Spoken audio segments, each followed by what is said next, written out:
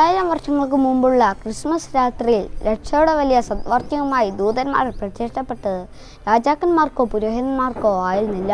മറിച്ച് ബെത്ലഹേമിലെ ശാന്തമായ വയലുകളിൽ ആട്ടിൻകൂട്ടത്തെ കാത്തു സൂക്ഷിച്ചുകൊണ്ടിരുന്ന ആട്ടിടയന്മാർക്കായിരുന്നു. ഇടയന്മാർ സാധാരണക്കാരായിരുന്നു.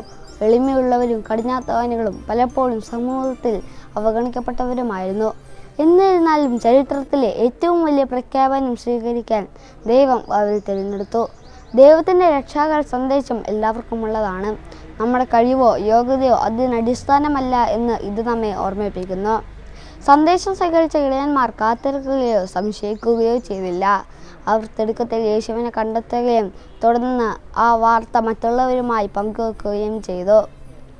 നമ്മുടെ സാധാരണ ജീവിതത്തിൽ നാം ആയിരിക്കുന്നിടത്ത് വെച്ച് തന്നെ ദൈവം നമ്മെ കണ്ടുമുട്ടുകയും അവൻ്റെ മഹത്വത്തിന് സാക്ഷ്യം വഹിക്കുവാൻ നമ്മെ അയക്കുകയും ചെയ്യുന്നു.